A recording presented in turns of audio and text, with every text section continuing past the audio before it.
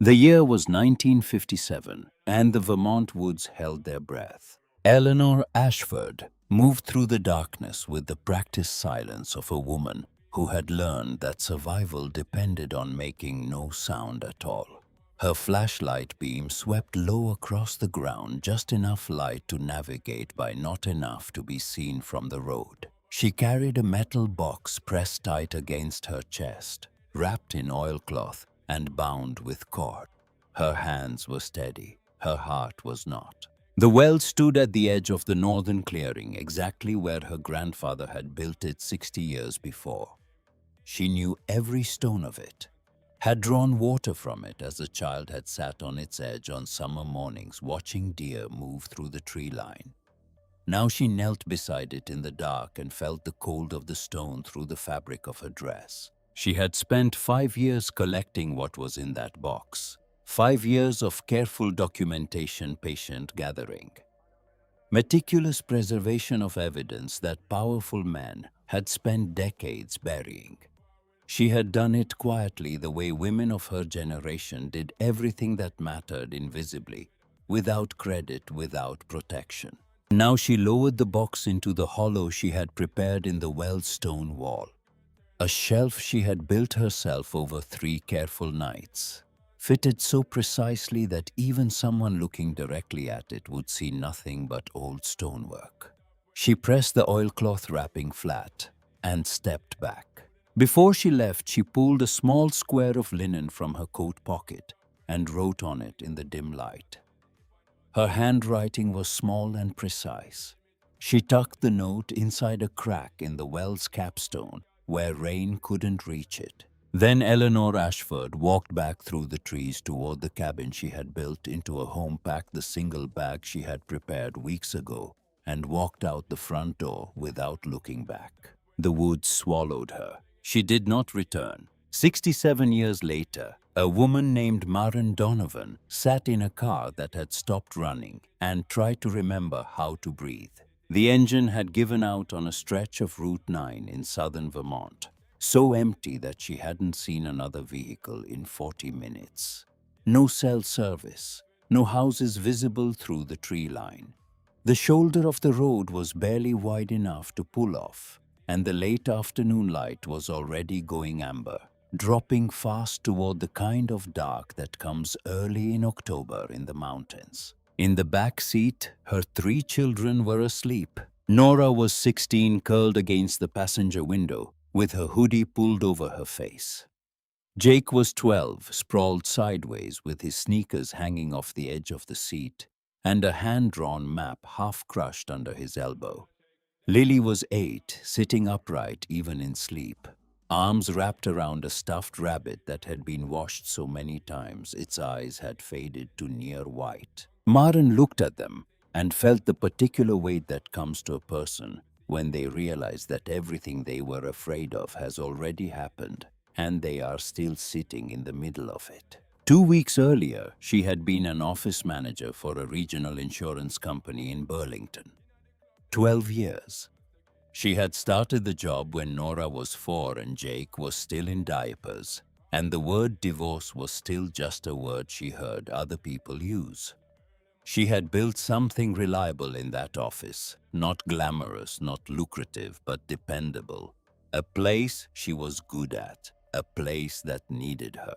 The termination letter had used the phrase corporate restructuring 4 times in 2 paragraphs. Her supervisor, a man she had trained herself, had avoided her eyes during the entire 2-minute conversation. The severance was 14 days. She had done the math that night at the kitchen table while the kids slept. The math had not been kind. There was no savings cushion. There hadn't been one in years. Nora had needed braces. Jake's asthma treatments were ongoing and expensive even with insurance. The apartment in Burlington was not cheap. She had managed month to month the way single mothers learn to manage precisely, carefully, without margin. The margin was exactly what 14 days of severance did not provide. The eviction notice had come 8 days after the termination letter. 3 days to vacate. She had sold furniture. She had sold her good laptop. She had sold the dining room table and kept only what fit in the sedan clothes documents, the children's most important things. Nora had packed in silence, her face composed in the particular way it went. Composed when she was working very hard not to cry. Jake had treated it as an adventure, which was either his nature or his way of not letting himself understand what was happening. Lily had cried when they left her bed behind. The plan, such as it was, had been to drive south toward the campgrounds near Millhaven. Marin's grandmother had owned land somewhere in that area decades ago. The land was long gone, passed out of the family through circumstances Marin had never fully understood. But the campgrounds were cheap in October, and she had a vague idea that cheap and familiar territory was better than cheap and unknown. The car had failed before she reached either. She popped the hood and looked at the engine. The way people who know nothing about engines look at engines, searching for something obviously wrong, something that announces itself. Nothing announced itself. The engine simply sat there, cooling, indifferent. She closed the hood. She stood on the shoulder of Route 9 in the October light and allowed herself exactly 30 seconds of something that was not quite despair, but was its close neighbor. Then she heard Jake's voice from inside the car. "Mom!" He was awake, his face at the window. "There's a path over there." She looked where he pointed. Between two birch trees at the edge of the woods, barely visible in the fading light, a narrow trail disappeared into the trees. It was the kind of path that might have been made by deer or by people who had walked the same way for a long time. "It probably leads to a house," Jake said, "where we could call for help." Marin looked up and down the highway. Nothing moved in either direction. "Wake your sisters," she said. They walked for nearly a mile. Jake led, which was his nature. Lily held Nora's hand, which was theirs. The trees were old-growth maple and beech, their leaves in the full turn of October color, and even in the fading light the path was navigable. Jake kept stopping to look at things, a shelf of bracket fungus on a fallen log, a particular arrangement of stones near the path's edge that he found significant for reasons he didn't explain. Marin carried the bag with their important documents. She noticed walking that the path was cleaner than it should have been for a trail no one used. No fallen branches across it, no washout from recent rain. As if someone had tended it, or as if something about the path itself resisted the natural accumulation of neglect. She told herself she was imagining things because she was tired and scared, and her mind was doing what minds do in those conditions. Finding meaning in random things, constructing narratives to fill the silence. Then Lily stopped walking, not hesitantly, not because she was tired. She stopped with the calm certainty of someone who has arrived somewhere. She turned slightly to her left away from the main path and walked 12 steps into the trees. The others followed without quite meaning to. The cabin stood in a small clearing that the trail had not been heading toward, that was not visible from the path even now that they were standing in front of it. It was old but solid vertical board and batten siding that had weathered to silver gray, a stone chimney at one end, a covered porch with 2 steps that had gone soft with age. The windows were opaque with years of grime. The roof was intact. Lily said quietly to no one in particular. She said, "We can come in, she's been waiting." No one asked who she meant. They were all too tired, and something about the way she said it made questions feel beside the point. The door was unlocked. Inside, cold air and the smell of old wood and decades of dust. A stone fireplace dominated one wall, wide and deep, built by someone who understood Vermont winters. A cast-iron wood stove in the corner of the kitchen area, its surface dull with rust. A wooden table in the center of the main room, 3 chairs around it. A narrow staircase leading up to what appeared to be a sleeping loft. On the mantel, a single candle holder with a half-burned candle still in it. In the far corner, partially hidden beneath a tattered blanket, a trunk. old leather straps at the corners, a brass lock. They swept. They shook out blankets they found in a cedar chest and hung them from the loft railing to air. Jake discovered the hand pump well behind the cabin and worked it until the water ran clear. Nora found enough dry wood stacked along the porch wall to start a fire. By full dark, they had heat and light, and the particular exhausted peace that comes from having somewhere to be. The children slept in the loft, all three of them together. Maren sat by the fire and allowed herself to think about the trunk. It was not theirs to open. She knew that. Whoever owned this cabin owned everything in it, and she was by any legal definition trespassing. She had told herself they would explain their situation to whoever came, that they were only seeking emergency shelter, that they would make it right. But the candlelight reached the brass lock, and she could see that the lock was intact, not rusted through, which meant the trunk had been sealed properly, which meant someone had cared about what was inside. She was still sitting there thinking about it when Lily appeared at the top of the loft stairs, barefoot, carrying her rabbit. "Mom?" Lily said. She crossed the room and pressed something into Maren's hand, small and metal, warm from being held in a child's fist. "I found it in the ashes." Maren opened her hand. A brass key, small old, the head of it shaped into an intricate pattern of overlapping leaves. The kind of craftsmanship that belonged to a different era, tarnished but intact. "Where did you find this?" Maren asked. "In the ashes by the fireplace," Lily said. "In the corner where the cold comes in." Maren looked at the fireplace at the corner Lily indicated. Then she looked at the key. Then she looked at her daughter. "Go back to sleep," she said gently. She waited until Lily climbed back up until she heard the small sounds of the child settling. Then she crossed to the trunk, knelt beside it, and held the key to the lock. It turned. Inside the trunk, protected by a layer of oilcloth folded with care, she found three things. A stack of leather-bound journals, the topmost one labeled in neat handwriting, "Property of Eleanor Ashford, 1952." A folded set of maps, the paper yellowed but intact, showing the Millhaven area and surrounding countryside with locations marked in red ink, and a document that she had to unfold carefully, the paper fragile at the creases that appeared to be a property deed. The name at the top was Alexander Ashford. The date was 1897.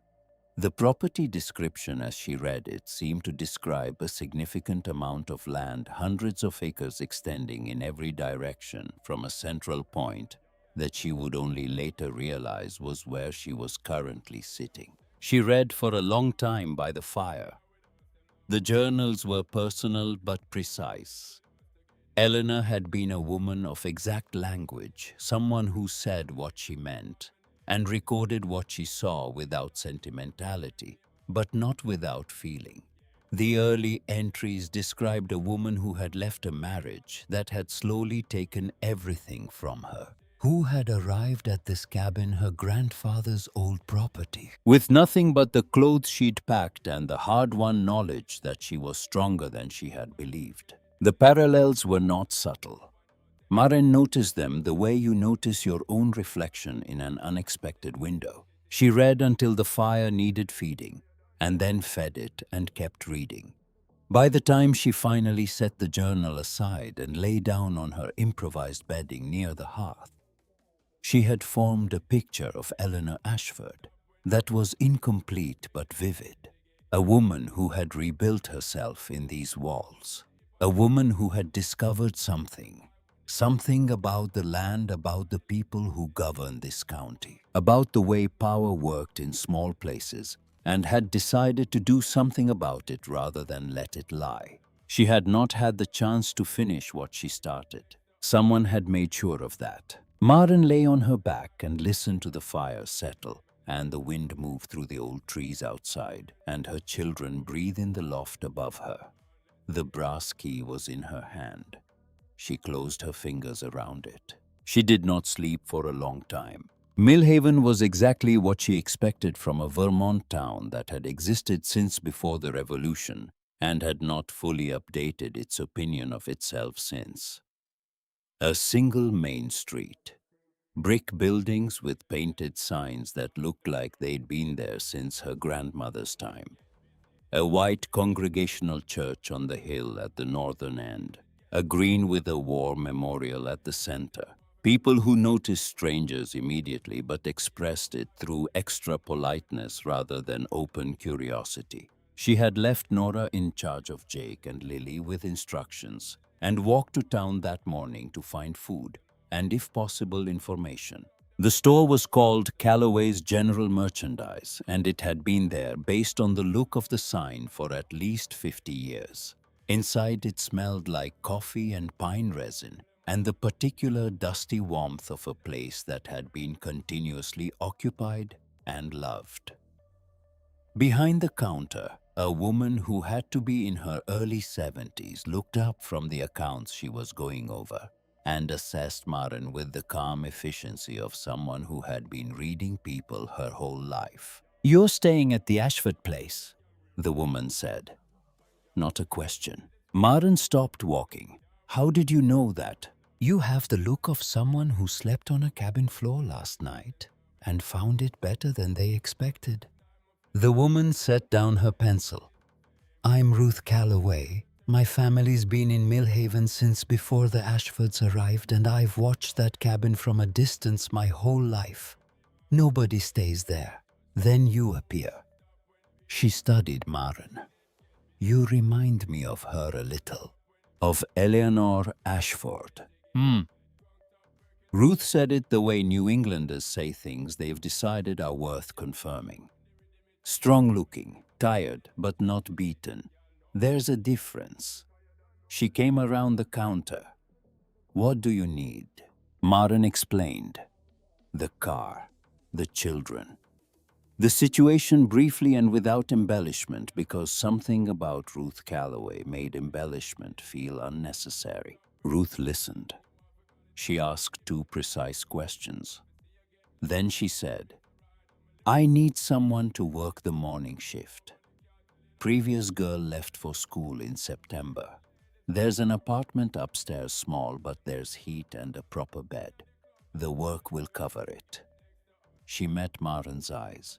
"If that suits you." Before Maren could respond, the bell above the door rang. The man who entered filled the doorway with something that was not quite physical size. He was tall, but not unusually so, but with the particular weight of someone accustomed to being the most significant person in any room. He was perhaps 65, with the kind of face that had once been handsome and now expressed mostly the habit of authority. His coat was too expensive for October in Millhaven. His eyes went to Maren, immediately assessed her, and moved on to Ruth with the casual efficiency of a man who deals in property and knows how to inventory. "Ruth," he said, "I didn't realize you had company." "Victor," Ruth said. Her voice did not change, but something in her posture did a very slight, very controlled adjustment.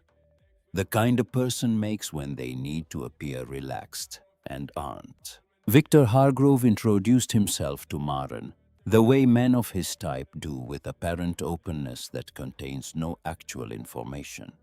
CEO of Hargrove Timber Corporation, 3rd generation. Most of the land in this valley, one way or another. He said it without appearing to brag, which Maren recognized as a more refined version of the same thing. When he learned she had been staying at the Ashford cabin, something happened behind his eyes. Quick, almost nothing. But Maren had spent 12 years watching people in office politics, and she had learned to see the small movements that people believed they were concealing. "That property is part of Hargrove Holdings," he said pleasantly. "Has been since a county tax auction in 1984. I hope you haven't been troubled by the condition of the place. It's due for assessment." "It's in surprisingly good condition," Maren said, another small movement behind his eyes. "Well," he smiled, I'll have to look into the situation. These older parcels sometimes have complicated histories. He nodded to Ruth, nodded to Maren, and left. The bell rang again above the door. Nora, who had come to town with Jake and Lily after all, because she was 16 and had her own opinions about who needed supervision, appeared from behind a display of canned goods where she had apparently been standing for some time. She crossed to Maren and said quietly, his hands were shaking, "Did you see?" Maren had seen. Callum Marsh arrived at Ruth's store that afternoon.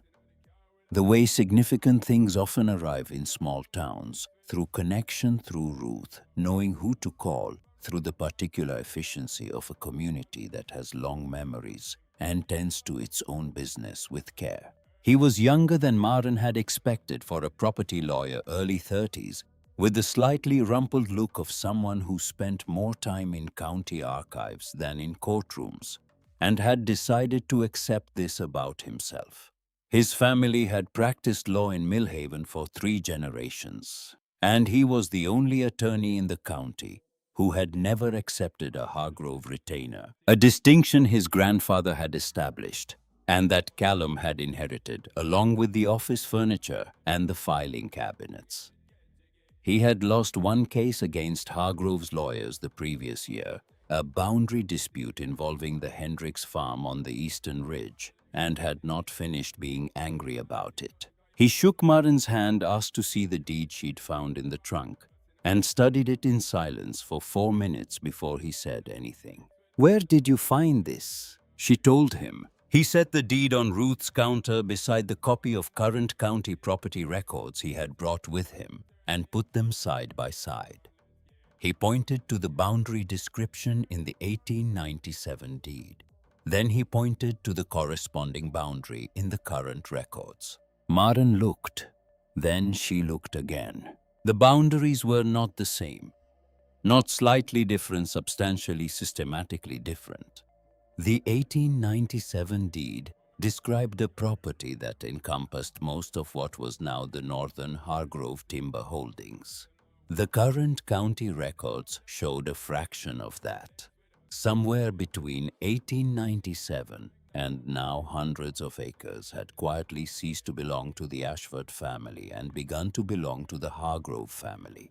Not through sale, not through any transaction that Callum could find in the records. Through the kind of administrative disappearance that only happens when someone with access to official records decides to make something disappear. "This parcel," Callum said, indicating the cabin's land, "sits in an ambiguous zone near the watershed protection boundary established in the 1990s. Hargrove's 1984 tax auction claim has never been formally completed for this specific parcel. There's a legal gap." He looked at her, a significant one.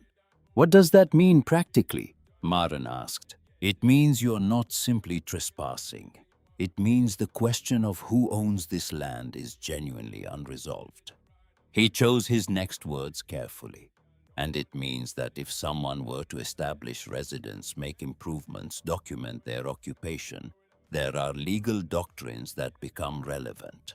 He told her about adverse possession, about color of title, about the 7-year clock that started ticking when a person with some documentary claim to a property began openly occupying it. Maren listened to all of it. She thought about Eleanor's journals. She thought about a woman who had spent 5 years building a legal case against the most powerful family in this county, before that woman had simply vanished in 1957. She thought about Victor Hargrove's shaking hands. That night, she walked back through the woods to the cabin alone, carrying groceries Ruth had pressed on her, and the copies Callum had made of the relevant records. The children were there. The fire was burning. Jake had found some way to make the wood stove functional that involved a length of wire and a lesson he claimed to have learned from a YouTube video. She sat down at the table and opened Eleanor's journal to the last entry before the pages went blank. Eleanor had written, "I have done everything I can do from inside these walls. What comes next must come from outside them. The evidence is secured. The path is marked. If you are reading this, you found the key where I left it. You found the trunk it opens, and you have understood enough to be reading this page rather than setting the journal aside. I don't know who you are. I know what you need. You need to know that this land belongs to the people it was stolen from. You need to know that what was taken can be returned. You need to know that the truth is patient. It will outlast the people who buried it, if someone is willing to dig. If you are reading this, I believe you are that person. What you find next will tell you everything. And below the final line of Eleanor's writing on the very last page of the journal, in the same careful hand, follow the stone, follow the water, follow the shadow that never moves. Maren looked up from the page. Outside through the window, she had cleaned that afternoon so she could see through it. The October woods were fully dark. And then, cutting through that darkness, a beam of light swept across the cabin exterior, mechanical, steady, systematic. Not a flashlight. A drone. Someone was watching the cabin. Someone had been watching, she now understood, from the moment they arrived. She closed the journal. She held the brass key in her hand. She thought about Eleanor walking out of this cabin into the dark 67 years ago, carrying something she could not let them take, heading into a future that was uncertain and dangerous, and still somehow the only choice available to a woman who refused to surrender what was right. Then she thought about her children sleeping in the loft and Nora's words and Ruth's eyes across the store counter, and Victor Hargrove's hands that shook when he heard where she was staying.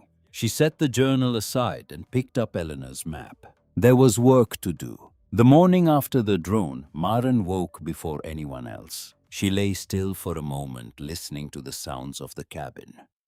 The fire reduced to coals the particular silence of Vermont woods in early October, the slow breathing of her children in the loft above. Then she got up, added wood to the fire, and spread Eleanor's journals and maps across the kitchen table in the gray pre-dawn light. She had not waited for Callum to tell her what to look for. She had not asked Ruth for guidance. She had sat alone at the table the previous evening after the drone's light had swept across the windows, and she had made a decision that felt less like choice and more like recognition. The understanding that whatever Eleanor had set in motion 70 years ago had been set in motion specifically for someone willing to work it out themselves. The journals described 3 stages. Eleanor had not called them that, but the structure was clear to anyone reading carefully. First, the garden where life begins again each spring. Then the water where things are kept that cannot be kept above ground. Then the shadow that never moves, which Eleanor described only once obliquely in an entry from the spring of 1955. Some shadows are cast by stone, and stone does not shift with the hour. Maren worked through Eleanor's language systematically, the way she had spent 12 years working through insurance documents and policy language, not looking for what was easy to find, but looking for what was meant to be found by someone paying attention. By the time Jake came downstairs, she had a sequence mapped out on the back of an envelope. He looked over her shoulder at the sketch diagram without being invited. "We are looking for something buried," he said, not a question. "Probably more than one thing," she said. He considered this. Cool. He poured himself water from the pump jug on the counter. "Can I help?" She looked at her 12-year-old son at the hand-drawn maps already spread across his end of the table from the night before, at the expression on his face that she recognized as the family expression for "I have already decided and am informing you as a courtesy." "Start in the garden," she said. "Look for stones that don't belong with the other stones. Carved, marked, deliberately placed." He was out the back door before she finished the sentence. He found it 40 minutes later. Maren heard him call out from behind the cabin. Not alarmed, triumphant, and went outside to find him standing over a shallow hole in the overgrown garden, holding a stone the size of a flattened grapefruit. He had been using a stick to probe the soil systematically, working in rows, which was either instinct or the influence of the hand-drawn grid maps he kept in his notebook. The stone was smooth river granite, not native to this soil. Someone had carried it here deliberately. On its flat underside, carved with precision into the surface, was a pattern of symbols, curves, and angles, arranged in a specific configuration that Maren recognized immediately from Eleanor's journal. She had read the entry twice the night before I've placed the first marker, where new things grow each spring. The symbols correspond to grandfather's survey notation, a private language we developed together on long afternoons when I was a girl and the land was still ours without question. It's a code, Jake said, already pulling his notebook from his back pocket. It's a map reference, Maren said. Eleanor learned land surveying from her grandfather. These symbols mark specific geographic points on his original property survey. She turned the stone in her hands. This one points us toward water. They spent the morning following the sequence Eleanor had laid down. The creek bed behind the cabin had been dry for probably decades, but its path was still visible, a depression in the land that curved northeast through the trees before bending sharply west toward what the old maps called the northern boundary. At the bend in the dry creek, they found markings on 3 beech trees, small carved leaf shapes at eye level, placed there by a woman with a knife and a plan, and the patience to execute it correctly. The markings pointed north. Lily followed along without being asked, moving beside her mother in the particular quiet way she had, occasionally stopping to look at things that were not visibly remarkable. Nora came last, notebook in hand, recording what they found with the systematic thoroughness that she applied to everything she decided was worth her full attention, which was always more than she admitted. It was Nora who found the other thing. She had been working along the interior wall of the cabin's main room, while the others were outside methodically pressing on sections of the old baseboard, the way she had read about in a book on historical building construction she had found on Eleanor's shelf. She was not looking for anything specific. She was being thorough, because thoroughness was for Nora a form of control in situations that otherwise felt uncontrollable. The section of baseboard behind the wood stove gave when she pressed it at a specific angle. Not dramatically, a slight inward movement, a soft click. She pulled. A panel 18 inches wide and 3 feet tall swung out on a pivot she would later realize was a carefully concealed iron hinge. Behind it was a shallow recess in the wall, perhaps 8 inches deep.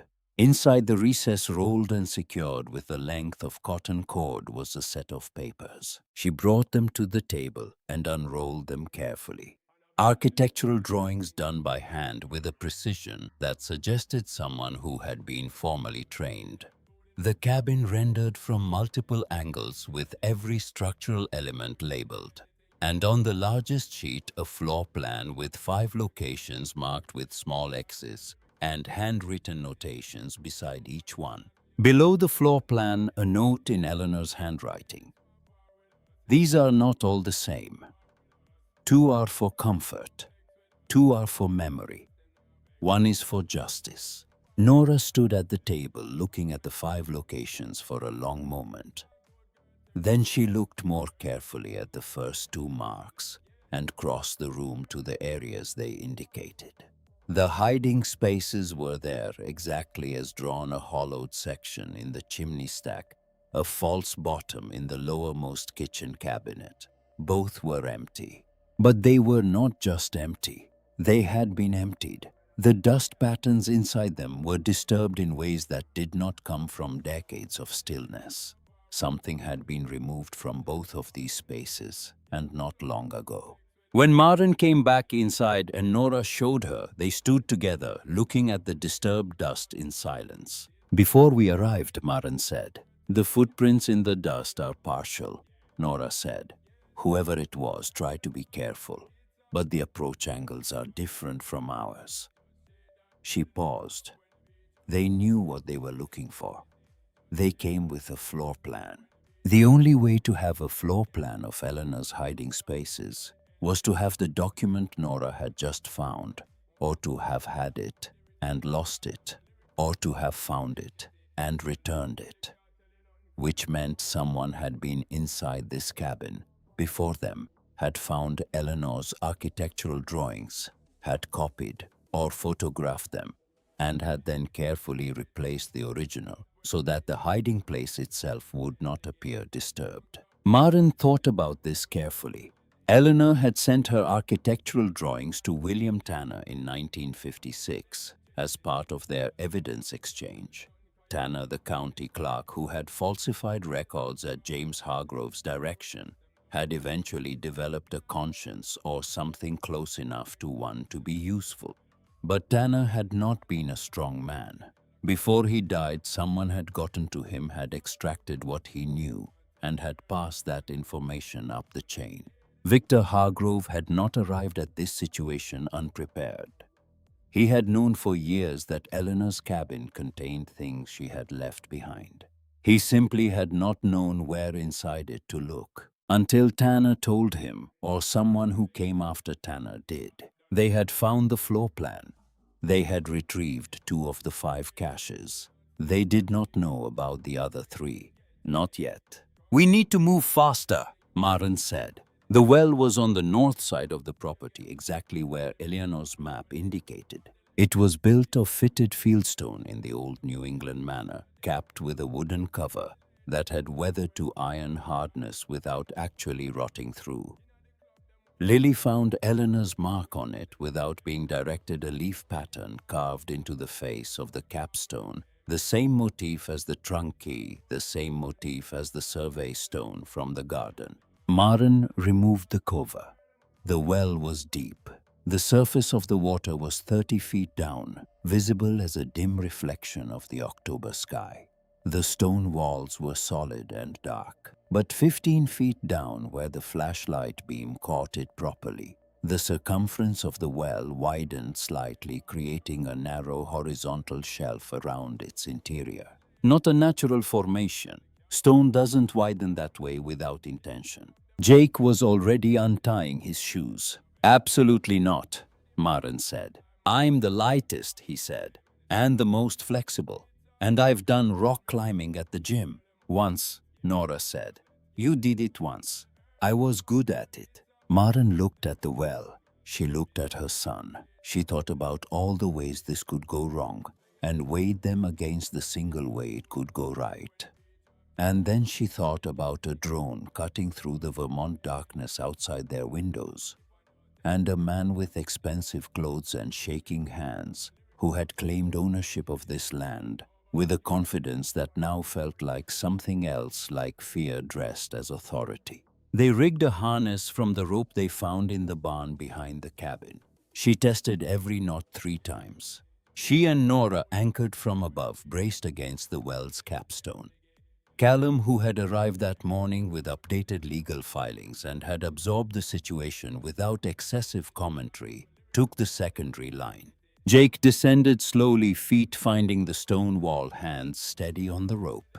At 15 feet, he stopped. "There's a gap in the stones," he called up. His voice echoed oddly in the well shaft, like a small room built into the wall. "I can reach inside." A long silence. The sound of fabric against stone. Then, "I've got something." The object he brought up was an ammunition box, military surplus. From the look of it, the exterior wrapped in oilcloth that Eleanor had sealed with what appeared to be paraffin wax along every seam. Water and 70 years had left it intact. Maren's hands were steady when she unwrapped it, and Callum's were not. Inside, additional journal pages, separate from the main volumes, written on paper that Eleanor had coated with something that had kept it supple. Notarized statements bearing the signature of William Tanner, County Clerk of Millhaven Township, dated between 1954 and 1956, in which Tanner described in specific and damning detail The falsification of property records he had carried out at the direction of James Hargrove, Victor's grandfather, beginning in 1944. Photographs, old ones on paper that had survived because of the oilcloth, showing original property markers and survey stones in positions that did not match current county maps. And at the bottom of the box, sealed with wax and tied with cotton cord, an envelope. On the outside, in Elena's handwriting, DNA my child, April 1953. Maren held it for a moment. She did not open it.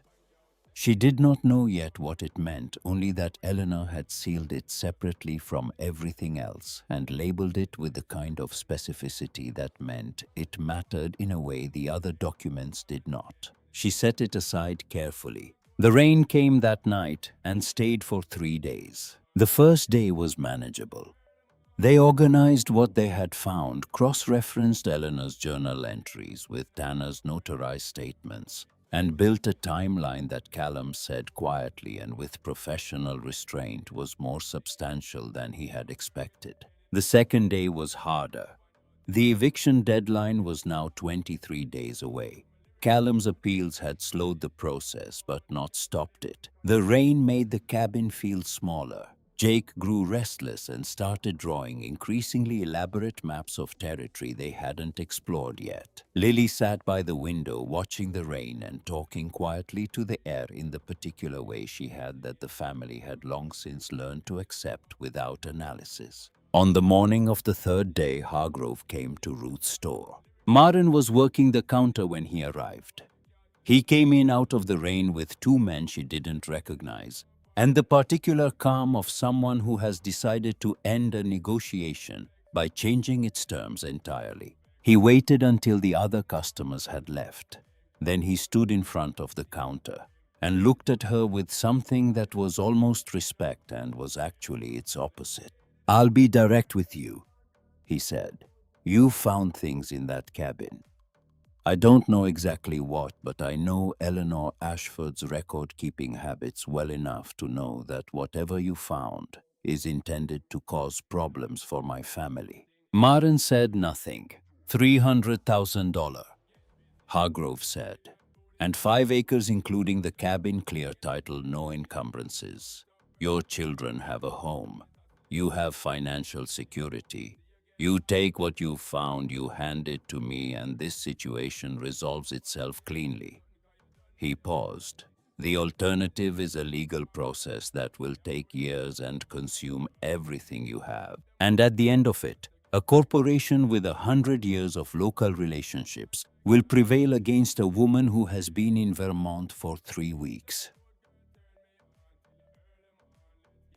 Maren looked at him for a long moment. She thought about Eleanor's journal entry, the last one, the one about the land and the truth and the patience required to see justice through. She thought about a woman who had spent 5 years building a case against this man's grandfather and had then disappeared into the dark rather than surrender what she'd built. She thought about her children. "Thank you for coming in," she said. "The door is behind you."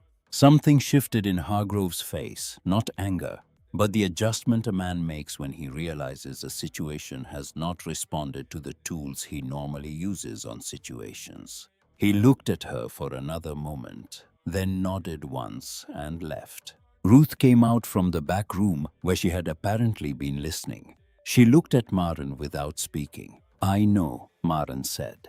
"He'll move faster now," Ruth said. "He doesn't like being told no by people he's decided don't matter." She was right about that. 2 days later, Maren arrived at the cabin after her morning shift to find the barn padlocked from the outside. The lock was new, a heavy commercial model that had not been there the previous evening. The rope they had used to lower Jake into the well was inside the barn. So were the tools they had been using for the exterior repairs, the firewood they had stacked under cover against the winter, and the surveying equipment Jake had been using to map the property boundaries. It was not vandalism. It was not destruction. It was the kind of targeted inconvenience that stops just short of anything a sheriff could be called about the kind of pressure that says I can make this difficult in ways that leave no fingerprints, and I am willing to do so indefinitely. Maren stood in front of the padlocked barn in the October cold and felt something settle in her chest that was not quite anger, but was harder and more useful than anger. She went back inside and told the children what had happened. Jake immediately offered 4 different ways to get into the barn without a key, 2 of which would probably have worked. Nora said nothing, but her jaw set in the way it set when she had made a decision she wasn't announcing yet. Lily looked at the direction of the barn from the window and said quietly, "She says he's getting scared." That evening, Maren called Callum and described the padlock. He noted it for the record, said it was exactly the kind of escalation pattern he had seen in Hargrove's previous property disputes, and added it to the file he was building. The file was growing, but the eviction clock was still running, and Maren knew that files and legal patience, however well organized, had their limits against a man who had spent 60 years learning which levers to pull in this county. She needed what Eleanor had hidden, all of it. And she needed it before the 23 days became 20, then 15, then nothing. That night, Maren told the children about the remaining hiding spaces from Eleanor's floor plan.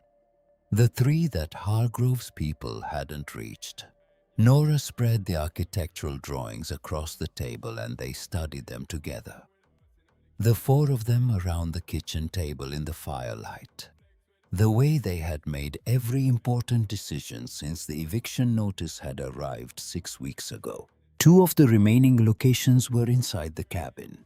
The 3rd was exterior, marked on the floor plan with Eleanor's notation, "The shadow that never moves." "The fireplace," Jake said, looking at the interior marks, "and the hearth floor." "The other one is somewhere outside," Nora said. "North, based on the compass bearing Eleanor noted." "The trees that make an X," Lily said. She was not looking at the floor plan. She was looking at the window. "The old ones where the lightning went." They all looked at her. "Eleanor says to go tomorrow," Lily said, "before the bad man's people go back." Maren looked at the floor plan.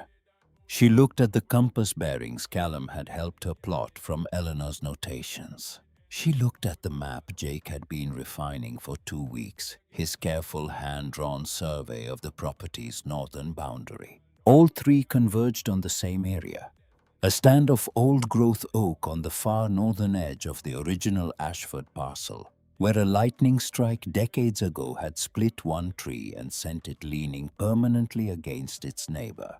2 trees, intersecting at an angle, a shape that from the right position looked unmistakably like a cross. The morning arrived gray and cold, the kind of October morning in Vermont that reminds you winter is not a season that asks permission. Maren sent Nora and Lily to Ruth's store with instructions and took Jake with her into the northern woods. They found the trees without difficulty.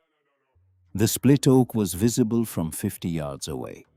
Its wound healed over with decades of new growth, but still clearly a tree that had been struck and survived. The leaning pine that had grown into the gap created a shape against the sky that was exactly what Lily had described. Jake found the stone before Maren did. He was working the root mass of the oak systematically, the way he always worked, methodically, patiently, with the specific focus he reserved for things he had decided mattered. The second carved marker was buried 6 inches down in the soil at the base of the largest root, the recent rain having shifted the earth enough to expose a corner of it. He held it up. Different symbols from the first stone, but the same hand, the same precision. The same leaf motif worked into the border.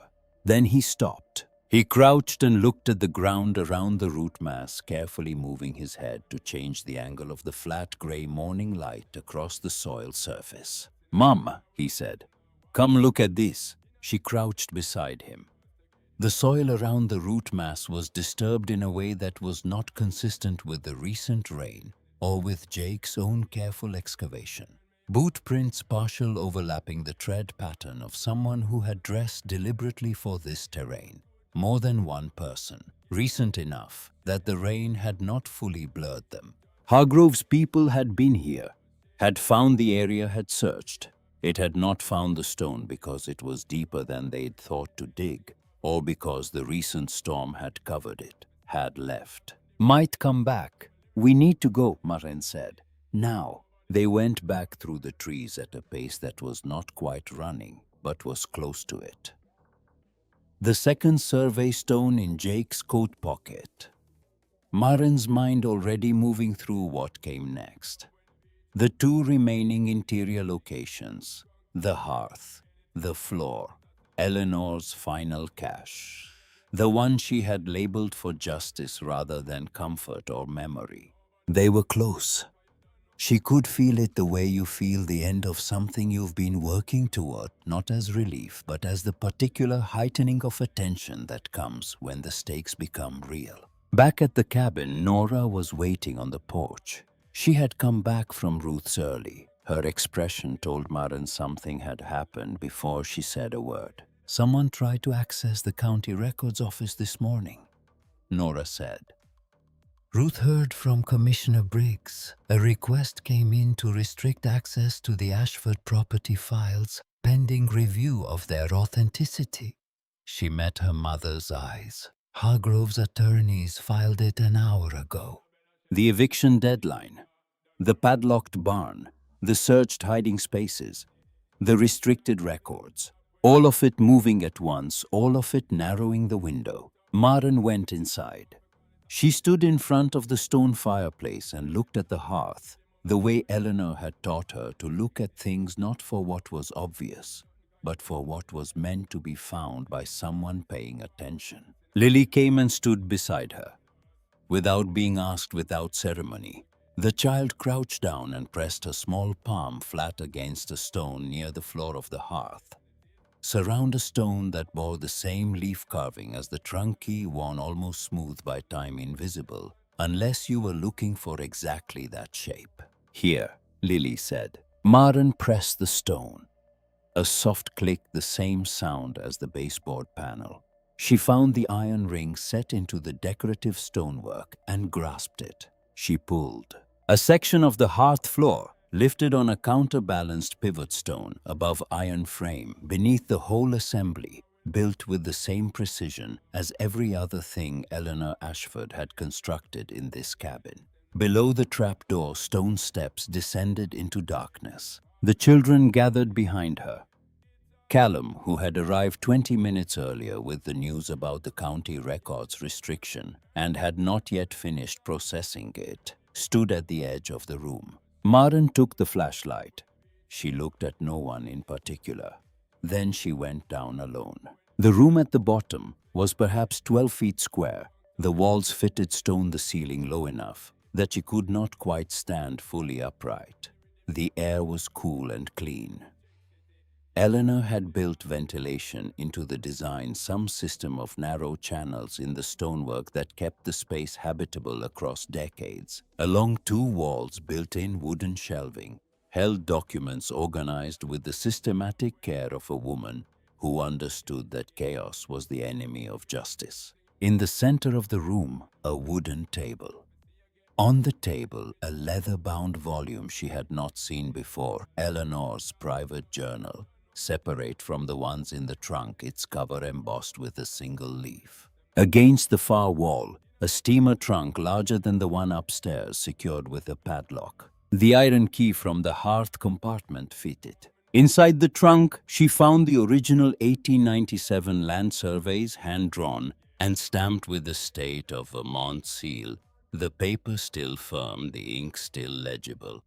She found ledgers. The original accounting books of Hargrove Timber's land acquisition program, recording payments made to county officials for services that the official county records would never acknowledge. She found William Tanner's full testimony, more extensive than the notarized statements from the well, with dates and names and specific transaction amounts going back to 1944. She found Eleanor's will dated 1 week before her disappearance in February of 1957, leaving the cabin and all surrounding land to those who need it.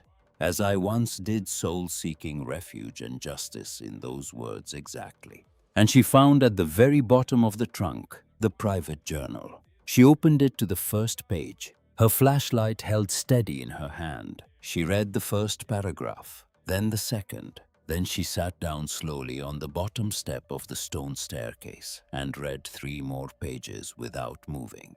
Eleanor had written about a child, a daughter. Born April 1953, placed with a childless couple in Millhaven, before the danger became too great. Before James Hargrove's people began appearing at the edges of Eleanor's life with the specific patience of men who have been told to wait and watch.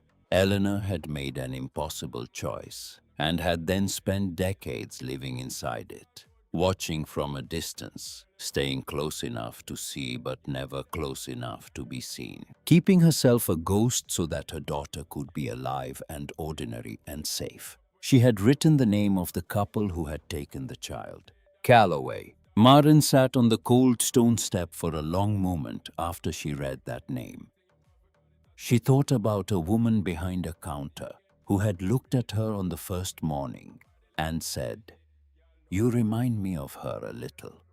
She thought about Ruth's eyes when Eleanor's name came up, the particular quality of attention that wasn't quite neutral.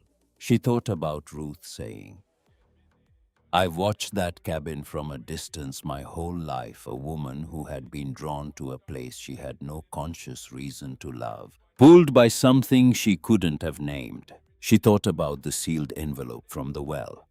DNA, my child, April 1953. Ruth Calloway was 71 years old. Born April 1953. Maren closed the private journal. She held it against her chest for a moment in the cool quiet of the hidden room, surrounded by 70 years of carefully preserved truth, and felt the full weight of what Eleanor Ashford had built in these walls. Not just a legal case, not just an archive, but a path. A path designed to be walked by someone who needed it, leading to a truth that had been waiting long enough. She stood. She climbed the stone steps back into the warmth of the cabin. Her children were watching her face. "We need to talk," she said to Callum. "And tomorrow we need Ruth Calloway to read something." The county administration building in Millhaven had been built in 1923 and had not been significantly altered since, which meant it had the kind of permanence that small New England towns construct: deliberately marble floors, oak paneling, the smell of old paper, and institutional heat. It also meant that when something genuinely significant happened inside it, the building seemed to absorb the weight of the occasion in a way that modern construction does not. The hearing room was full. Maren had not expected that. She had expected the formal participants, the 3 county commissioners, Judge Heartland, as special advisor Hargrove, and his attorneys Callum at her side with his files. She had not expected the townspeople who had apparently decided, through whatever mechanism small towns use to organize collective action, without appearing to organize it, that this particular Tuesday morning required their presence. Ruth had told her the night before briefly, and without elaboration. People remember things in this county. They remember them quietly for a long time. Sometimes an occasion arrives when the quiet ends. The occasion had arrived. Maren sat at the petitioner's table with Eleanor's documents arranged in front of her, in the order she had determined the night before, working alone at the cabin table after the children were asleep. Callum sat beside her with his legal filings and his precedent citations and his carefully prepared motions. His role was to provide the architecture. She had told him clearly the previous evening, and he had accepted it without argument. "The presentation is mine." Commissioner Aldridge, a silver-haired woman of about 60, with the measured attention of someone who had presided over difficult proceedings before, called the room to order. She acknowledged the parties. She noted the unusual public attendance without commenting on its meaning. Then she looked at Maren and said, "Miss Donovan, you have requested this emergency session based on newly discovered evidence pertaining to the ownership of the Ashford parcel. Please present your findings." Maren stood. She had prepared for this, the way she had prepared for everything important in her adult life. Not by performing confidence she didn't feel, but by knowing the material so thoroughly that confidence became irrelevant. She knew Eleanor's documents better than anyone alive. She had spent 3 weeks reading and rereading them, cross-referencing them, tracing every claim back to its source. She knew where each piece of evidence pointed and why. She started at the beginning. Alexander Ashford, 1897. Legal acquisition of 412 acres in the Millhaven watershed. The original deed, which she placed before the commissioners in certified copy stamped and notarized by the State Archives Office. The property description, which she read aloud, including the boundary references that anyone familiar with local geography would recognize as encompassing land that currently appeared on county maps as Hargrove timber property. She moved to the 1944 acquisitions. The pattern of tax delinquency claims against properties that subsequent research showed had been current on their taxes. The systematic administrative processing of those claims by county officials, whose relationship with James Hargrove she would address momentarily. She placed William Tanner's notarized statements before the commissioners. She summarized their content without reading them in full. The specific instructions Tanner had received, the records he had altered, the payments made, and received the names of the county officials involved. Several of those names belong to grandfathers and great-uncles of people currently sitting in the public gallery. The room was very quiet. Hargrove's lead attorney, a man from Burlington who had the expensive suit and practiced composure of someone paid to be unrattled, interjected at the appropriate moment. "Commissioner Aldridge, these documents are unverified historical materials discovered under circumstances that raise serious questions about their chain of custody. My client disputes their authenticity and notes that the statute of limitations on any claims arising from alleged 1940s transactions has long expired." Maren had anticipated this. "Fraud has no statute of limitations in Vermont," she said, "when the fraudulent concealment is ongoing. The property records that incorporate the falsified boundaries are still in active use today. Every tax assessment, every timber permit, every transaction involving the Northern Hargrove holdings has relied on those records continuously.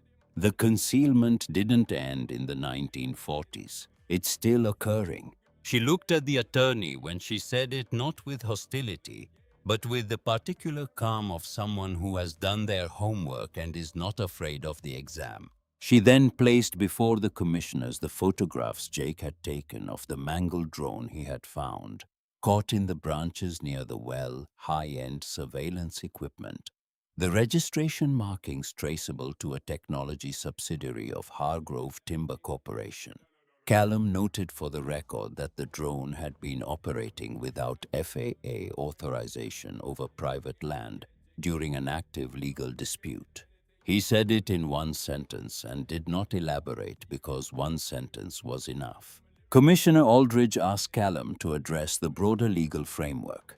He did so in 4 precise minutes. Maren watched the commissioners' faces while he spoke and read them the way she had learned to read faces in 12 years of office management, tracking the small adjustments that indicated what was being absorbed and what was being resisted. Commissioner Briggs, the eldest of the 3, a man in his late 60s who had grown up in Millhaven and whose family had farmed the Eastern Valley for 4 generations, was not looking at Callum.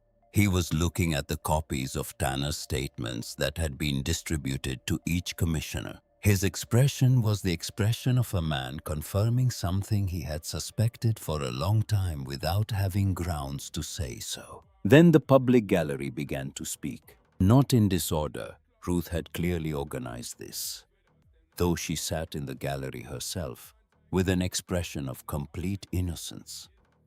One by one, people rose and were recognized by Commissioner Aldridge, and one by one they described what they or their parents or their grandparents had experienced. A farm on the Eastern Ridge tax delinquency notice arriving 6 weeks after a Hargrove representative had offered to buy and been refused. A woodlot on the northern boundary. Survey markers found moved after a boundary dispute. A family property that had been in continuous occupation for 60 years until a 1962 county reassessment had quietly reclassified it. The stories were specific. They were calm. They had been held a long time, and the holding had given them a kind of compressed weight that filled the oak-paneled room from floor to ceiling. Hargrove sat at his table through all of it, with a stillness that Maren recognized as the stillness of a man who has decided that any reaction will cost him more than no reaction. His attorneys wrote notes. His face gave nothing. When the public testimony concluded, Commissioner Aldridge called a 15-minute recess. In the hallway, Hargrove found her. He came alone, which surprised her. No attorneys, no associates. He stopped in front of her with the particular bearing of a man who has decided to abandon one approach and has not yet fully committed to the next one.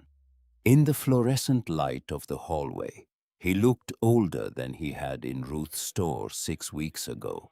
Not diminished exactly, but reduced the way a thing looks when the context that made it large has been removed. 500,000, he said quietly, and the entire original Ashford parcel as described in the 1897 deed.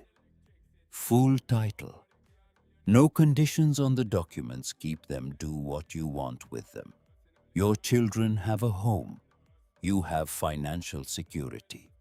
Everything Eleanor Ashford wanted for that land, and enough money that your family never faces what they've faced these past weeks. Maren looked at him steadily. She thought about what she had read in Eleanor's private journal in the cold quiet of the hidden room. She thought about the families in that hearing room and the stories they had held for 60 years without anyone to hear them. She thought about a padlocked barn and a drone in the branches and a woman who had walked out of this same building's predecessor 70 years ago, knowing that the system inside it had been purchased by the man whose grandson was now standing in front of her. She thought about Lily's voice in the cabin 3 nights ago, certain and quiet. She says he's getting scared. Eleanor waited 70 years for this morning. Maren said, I can wait another hour. Something moved across Hargrove's face, not the controlled fear she had seen in Ruth's store, but something older and more complicated. The expression of a man who has known for a long time that a particular day was coming and has spent years constructing reasons why it wouldn't. The construction had just been demolished and he was looking at the rubble. He walked back into the hearing room without another word. Maren stayed in the hallway for a moment alone. The marble floor, the oak paneling, the smell of old paper and institutional heat, and something underneath it that might have been the accumulated weight of every proceeding that had ever happened in this building, the just and unjust ones together. She thought about her car sitting dead on Route 9 6 weeks and a lifetime ago. She thought about Lily walking 12 steps into the trees with the calm certainty of someone who has already arrived. She thought about Eleanor's handwriting on the last page of the journal.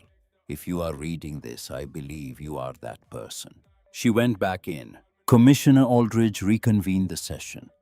She noted that the commissioners had reviewed the submitted evidence during the recess and had consulted briefly with Judge Harlan regarding applicable state statutes. The commission had determined that the materials warranted formal investigation by the county and immediate referral to the state attorney general's office. pending resolution of the underlying ownership questions. The emergency eviction proceeding against the Donovan family was suspended indefinitely. It was a procedural statement. It was not yet the full measure of justice, but it was the door opening, and doors once opened by the right hands at the right moment have a way of staying open. Then Callum stood. "Commissioner Aldridge," he said, "with the Commission's permission, there is one additional piece of evidence relevant to the question of legal standing in this matter. It pertains specifically to the question of who holds rightful claim to Eleanor Ashford's estate, and who therefore has standing as the primary interested party in any proceedings arising from today's findings." Aldridge nodded. Callum opened his briefcase and removed the sealed envelope, the one from the ammunition box in the well, the one Maren had carried carefully for 2 weeks, the one she had understood, reading Eleanor's private journal in the hidden room, belonged to a specific moment and not before it. 3 weeks ago, Callum said, Ms. Donovan discovered this envelope among Eleanor Ashford's preserved documents. It was sealed with wax and labeled in Ms. Ashford's handwriting. With appropriate consent and through the State Forensic Laboratory, we submitted its contents for DNA analysis. The laboratory processed this as an expedited forensic request at the request of the Attorney General's office, completing the analysis in 10 days. He paused. The results establish, with 99.7% certainty, a direct maternal biological relationship between Eleanor Ashford and a living resident of Millhaven Township. The room was absolutely still. Ruth Calloway. Callum said, born April 1953, is the biological daughter of Eleanor Ashford. The silence lasted perhaps 4 seconds. Then it broke, not in chaos, not in noise, but in the particular sound a room makes when something that has been held under pressure for a very long time is suddenly and irrevocably released. It moved through the gallery like a wave, recognition passing from face to face, and underneath it, something that in another context might have been called grief, and in this one was closer to relief. Ruth sat in the third row of the public gallery. She did not make a sound. She sat with her hands folded in her lap, and her eyes fixed on a point somewhere in the middle distance, and the expression on her face was one that Maren had seen only a few times in her life.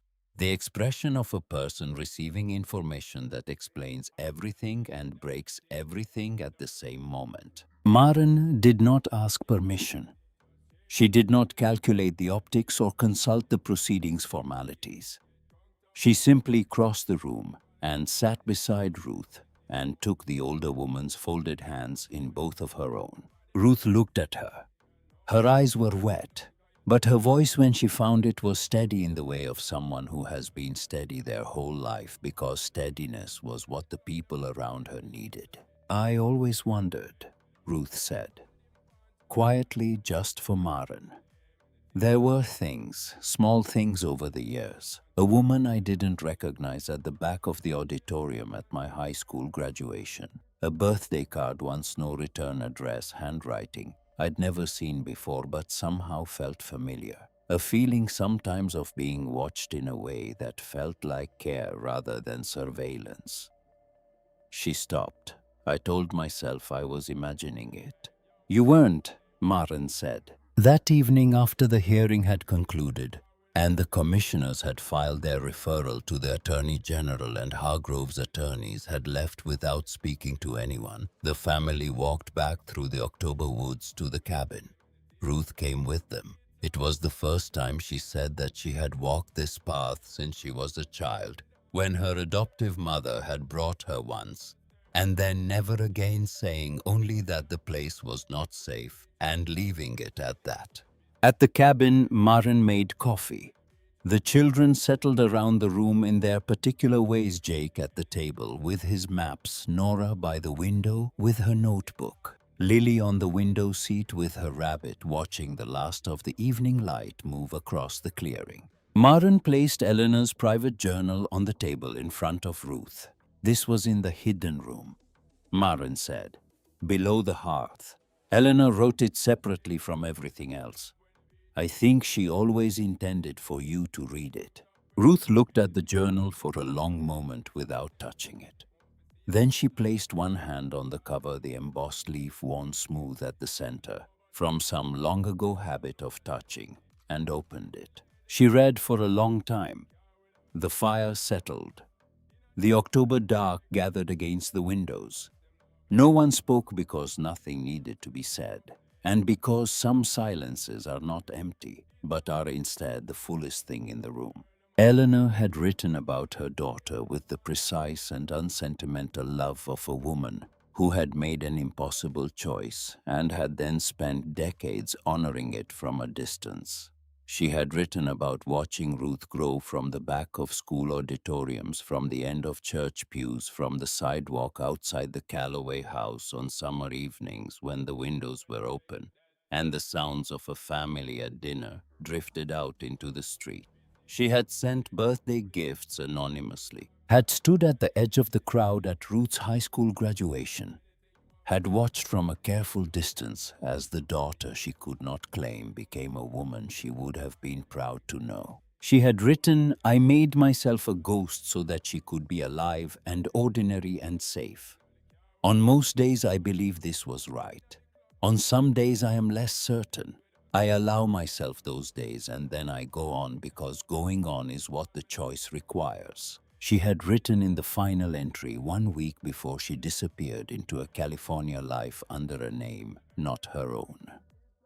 "I leave behind two things that matter: the truth hidden in stone and shadow and water, waiting for the right hands to find it, and my daughter hidden in plain sight in the town I loved, watched over by people who are good to her. I go now not because I have lost, but because staying would put her in danger, and there is no version of this in which I choose myself over her. That is what it means to be a mother. I think it may be the only thing it means when everything else has been stripped away. I hope she is happy. I have watched her laugh from the distances I allow myself, and the laugh is real. That is enough. It has to be enough. I love her. I have loved her since before she was born, and I will love her past the end of everything I know." When Ruth finally looked up, the fire had burned down to a steady low heat, and the room was quiet around her. Her face was wet, and she did not attempt to conceal this. She sat with the journal held against her chest the way you hold something you have waited for, without knowing you were waiting. "She didn't abandon me," Ruth said. It was not a question. It was something completing a circuit that had been open for 71 years. "She protected you," Maren said. "The same way you protect a child when the danger is real and the options are impossible. You put yourself between them and the thing that would hurt them, and you live with what that costs." Ruth looked around the cabin, then at the cleaned windows and the repaired floorboards and the fire in the hearth that Eleanor had last tended 67 years ago, all of it breathing and warm and inhabited again. At Lily on the window seat, who had fallen into the light sleep of a child who trusts completely the place she is sleeping. "She built this place to last," Ruth said. "She built it for this," Maren said. "For exactly this." The weeks that followed moved with the particular momentum of things that have been held back too long. The Vermont Attorney General's office opened a formal investigation within 10 days of the hearing. The evidence Maren had submitted was organized, authenticated, and comprehensive in the way that only decades of careful preservation could produce. Eleanor had understood with the clarity of someone who had no institutional power and therefore could not afford to waste anything. That evidence presented carelessly is evidence wasted. Every document in that hidden room had been prepared as if for a court proceeding, because Eleanor had always intended it for exactly that. 16 families in Millhaven Township filed petitions for review of their property histories in the month following the hearing, citing the Ashford documents as establishing a pattern of fraudulent land administration extending across 4 decades. Some of those families had held their suspicions quietly for generations, waiting for a context that would make speaking them safe. The Ashford case provided that context. Victor Hargrove resigned as CEO of Hargrove Timber Corporation 11 days after the county hearing. The corporation's board released a statement about leadership transition and organizational review. The statement was 4 paragraphs long and contained no acknowledgement of what had actually happened, which told anyone who needed to know everything about what was happening inside the corporation and what would ultimately happen to it. The Northern Development Project. The resort complex Hargrove had been planning on land the 1897 Ashford deed showed had never been legally acquired, was halted by court injunction the following month. After the state completed its review, the land was permanently designated a protected natural area. The naming took place at a small ceremony attended by the county commissioners, several of the affected families, and the Donovan family, who stood together at the edge of the clearing, where the first survey stone had been placed in the northeastern corner of the original Ashford property. The sign read, "Eleanor Ashford Nature Preserve." It was Commissioner Briggs' suggestion, and it passed the commission vote without dissent. Victor Hargrove faced federal fraud charges the following spring. His attorneys were skilled and expensive, and ultimately unable to address the foundational problem, which was that Eleanor Ashford had been a more thorough record keeper than anyone James Hargrove had thought to worry about in 1944. And that thoroughness had survived intact for 70 years in a room built specifically to protect it. Ruth Calloway established the Eleanor Ashford Memorial Trust the month after the hearing.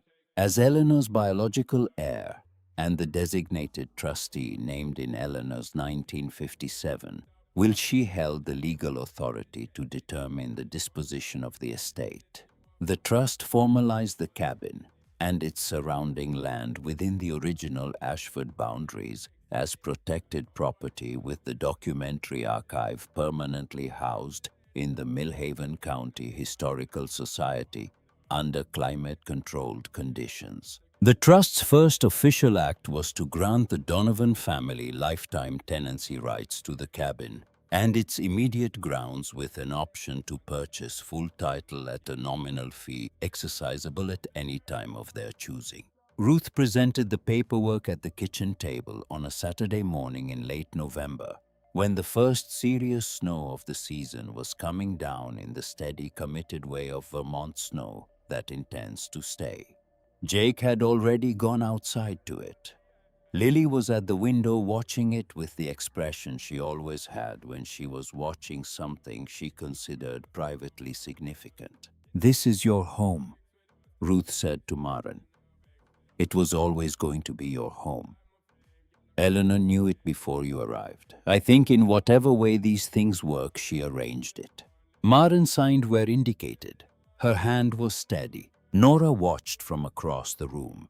She had been accepted to the University of Vermont the previous week, early admission on the strength of a research paper she had submitted as part of her application, a documented history of the Eleanor Ashford case and its implications for rural property rights in post-war New England. The paper cited primary sources that no other researcher had ever accessed, because no other researcher had spent 3 weeks living in the house where Eleanor had kept them. Her history teacher reviewing a draft had called it the most thoroughly sourced student paper he had encountered in 22 years of teaching. Nora had received this information with the composure of someone who had known the work was good and had been waiting for the external world to notice. Jake had by November become a recognized presence in Millhaven's hiking community. He led Saturday morning trail walks for the elementary school's nature program using maps he had drawn himself, hand-drawn, precise, updated with each walk as he discovered details worth adding. The trail he was most often asked to lead was the one that began at the gap between the two birch trees on Route 9 and wound through the old-growth maples and beeches to the cabin clearing. He always started at the same point and always said the same thing before they entered the trees. Pay attention to her. This is where the story begins. Lily had planted a tree at the edge of the clearing on the afternoon of the day when each of the trees sang. A young sugar maple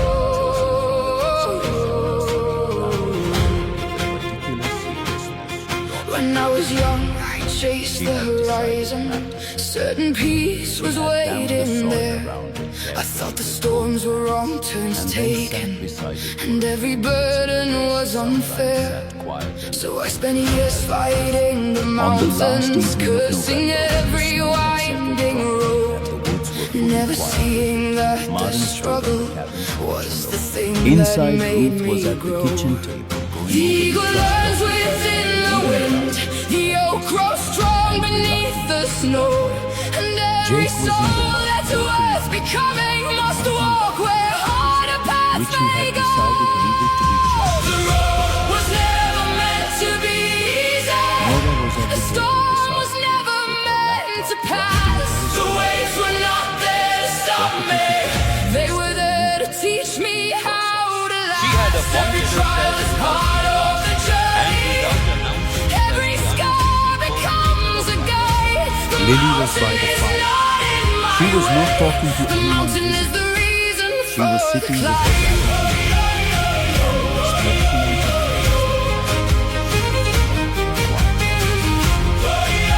the ones the family had long since stopped. I've known loss that left me broken. I've known fear that stole my breath.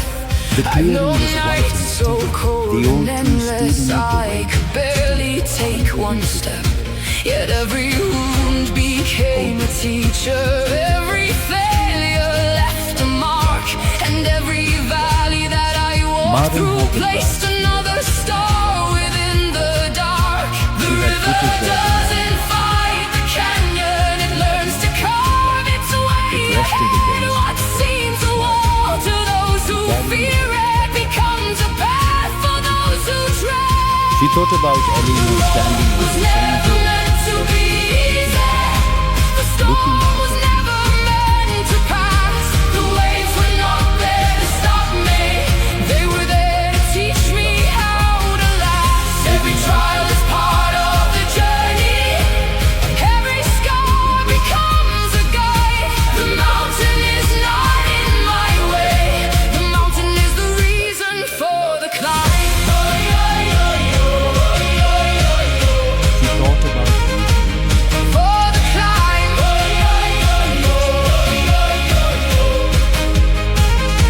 One day I stopped asking why me and started asking what can I learn. The moment I embraced the fire lost its power to burn. For every challenge holds a gift, though hidden from the eye.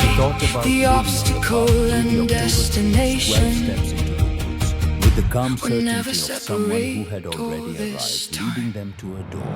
The road was never meant She thought to about be the termination easy. and The the 2-minute storm was never meant to end. The battles were not sent to break me, they were sent to shape the man I am. Every trial is part of the journey, every loss becomes a light. The mountain is not in my way, the mountain is the reason I can rise. Inside the cabin, Lily's voice drifted. So when the thunder finds me again, Good night. and dark clouds gather The woods in the held the sky, I'll greet them like Not old the empty silence of companions, but the full because silence of it, they waiting belong a long time for to the right the people to journey arrive, to and has finally irrevocably gotten what it was. Maren stood on the porch in the street and listened to it. She was home,